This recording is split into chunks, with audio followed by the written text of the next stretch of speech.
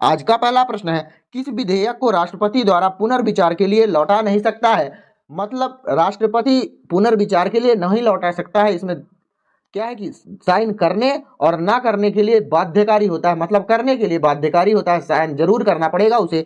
इसका right answer होगा धन विधेयक बिल को।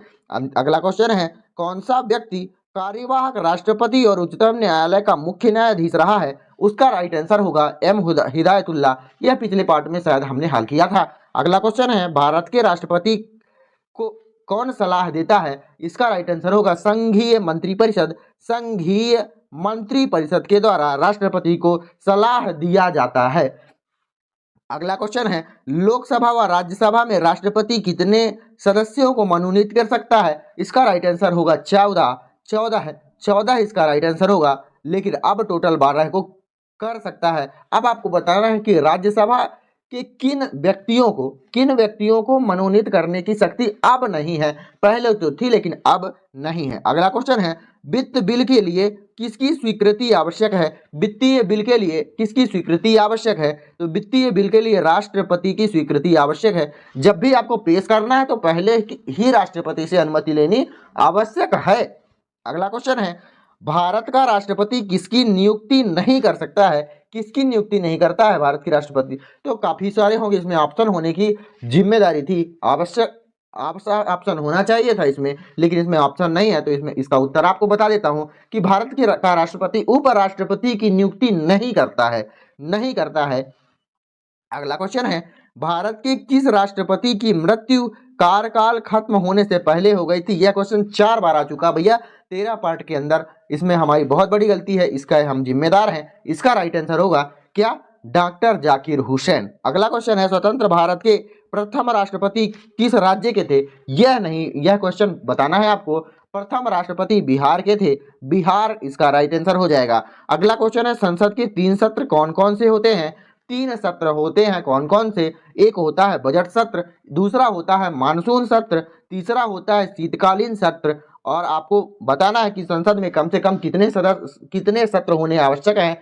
तो 2 सत्र, एक मानसून सत्र, दूसरा शीतकालीन सत्र, या फिर एक ग्रीष्मकालीन सत्र, एक शीतकालीन सत्र। 2 सत्र होने आवश्यक हैं संसद में, लेकिन 3 सत्र होते हैं, कौन कौन से? बजट सत्र, मानसून सत्र और शीतकालीन सत्र।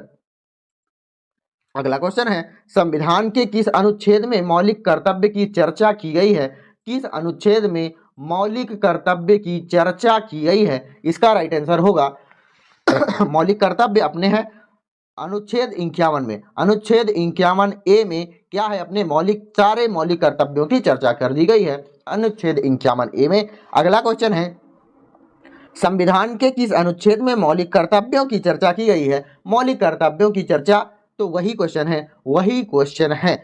अगला क्वेश्चन है, लोकसभा के सदस्यों को शपथ कौन दिलाता है? लोकसभा के सदस्यों को शपथ दिलाता है कौन? प्रोटेम स्पीकर की उपस्थिति में लोकसभा के सदस्य शपथ लेते हैं। अगला क्वेश्चन है, राष्ट्रपति संविधान के किस अनुच्छेद के अंतर्गत लोकसभा को भंग कर सकता है? राष्ट्रपति के पास यह शक्ति है कि लोकसभा के सत्र को भंग कर सकता है। अनुच्छेद 85 में यह शक्ति दी गई है राष्ट्रपति को। अगला क्वेश्चन क्या है? राज्यसभा के द्विवार्षिक चुनावों की घोषणा कौन करता है? राज्यसभा के द्विवार्षिक चुनावों की घोषणा करता है निर्वाचन आयोग का यह कार्य है, चुनाव कराने का निर्वाचन आयोग का। अगला क्वेश्चन क्या है, किसी मंत्री के विरुद्ध अविश्वास प्रस्ताव पारित होने की स्थिति में क्या होगा? क्या हो जाएगा कि अगर कोई मंत्री के विरुद्ध में अविश्वास प्रस्ताव पारित होगा तो मंत्री को तुरंत ही त्यागपत्र देना पड़ेगा। अगला क्वेश्चन है, किसी विधेयक को धन विधेयक होने का अंतिम निर्णय कौन देता है? कि कौन बताएगा कि यह धन विधेयक है या नहीं है?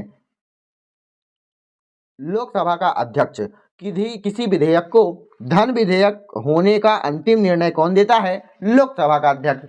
तो लोकसभा का अध्यक्ष ही बताएगा कि यह विधेयक धन विधेयक है या नहीं। अगला क्वेश्चन है, भारत के संविधान के किस अनुच्छेद में अस्पृश्यता को समाप्त करने का प्रावधान किया गया है। तो अस्पृश्यता का अंत अनुच्छेद 17 में दिया गया है, अनुच्छेद 17 में दिया गया है। अगला क्वेश्चन है 17वां, डॉक्टर भीमराव अंबेडकर ने किस मौलिक अधिकार को भारतीय संविधान का हृदय तथा आत्मा कहा है? कितनी बार हमने बताया है कि संवैधानिक उपचारों का अधिकार अनुच्छेद नंबर 32 में दिया गया है, अनुच्छेद नंबर 32 में दिया गया है। अगला क्वेश्चन क्या है, इसके द्वारा हम सुप्रीम कोर्ट में जा सकते हैं, सुप्रीम कोर्ट में जा सकते हैं। तो हमारी आत्मा है कुल मिलाकर वह।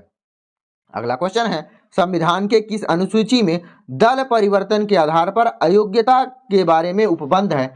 कोई भी अगर मान लेते हैं राज्यसभा का कोई विधायक होगा तो वह एक दल से दूसरे दल में जा सकता है, तो उसमें अयोग्यता होनी, दल परिवर्तन के आधार पर अयोग्य होने के कारण वह दल परिवर्तन कर रहा है, तो वह किस अनुसूची में लिया गया है? उस अनुसूची का नाम था दल परिवर्तन अनुसूची, 10वीं अनुसूची में दिया गया है। अगला क्वेश्चन है, भारत का राष्ट्रपति अपना त्यागपत्र किसे सौंप सकता है?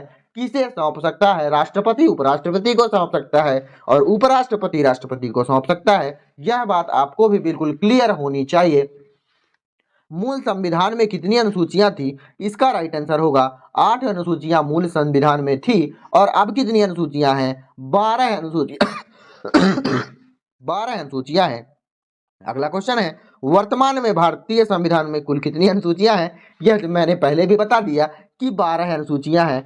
हमें तो पता नहीं कि आगे क्वेश्चन क्या देने वाला है, हमें पता होता तो हम इसे नहीं बताते। अगला क्वेश्चन है, भारतीय संविधान की प्रस्तावना में समाजवादी और पंथ निरपेक्ष शब्दों को किस संशोधन द्वारा क्या किया गया? सम्मिलित किया गया। तो इसका राइट आंसर होगा 42वां संविधान संशोधन। कब हुआ था? 1976 में। आपको मैंने बताया था कि 44वें संविधान संशोधन में किस किस शब्दों को लिया गया था। इसका राइट आंसर आपको बताना है। अगर आपने पिछले वीडियो नहीं देखा तो आपको नहीं पता होगा बिल्कुल भी। वीडियो को बार बार देखिए तो आपको क्वेश्चन का आंसर रट जाएगा।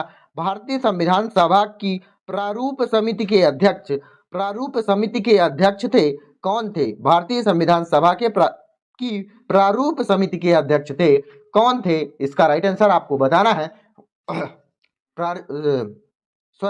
भारतीय संविधान सभा के प्रारूप समिति के अध्यक्ष कौन थे? इनका नाम था डॉक्टर BR अम्बेडकर। प्रारूप समिति के अध्यक्ष के रूप में डॉक्टर BR अम्बेडकर को जाना जाता है। अगला क्वेश्चन है, भारत की संविधान सभा को गठित करने का क्या आधार था? किस आधार पर भारत की संविधान सभा को गठित किया गया था? तो cabinet mission plan 1946 cabinet mission plan आया था। उन्होंने बोला था कि अपनी संविधान सभा को गठित कर लीजिए, अपना संविधान आप स्वयं बना सकते हैं, यह ब्रिटिश सरकार ने बोला था। तो गठित करके इसे बनाया गया संविधान को। भारतीय संविधान के अंतर्गत मूल अधिकारों के संरक्षण कौन करता है? तो मूल अधिकारों का संरक्षण करने के लिए सुप्रीम कोर्ट या हाई कोर्ट, न्यायपालिका, इसका राइट आंसर आप कह सकते हैं, न्यायपालिका इसका संरक्षण करती है भारतीय संविधान का। अगर आपको वीडियो अच्छी लगी हो तो वीडियो को लाइक करो और इस वीडियो पर जो भी आपसे कमेंट हो सकता है, जितने प्रश्न पूछे गए हैं आप प्रश्नों का उत्तर दे सकते हैं और शेयर करिए अपने दोस्तों को वीडियो को और चैनल को सब्सक्राइब कर लीजिए ताकि इस तरह की वीडियो आपको मिलती रहे।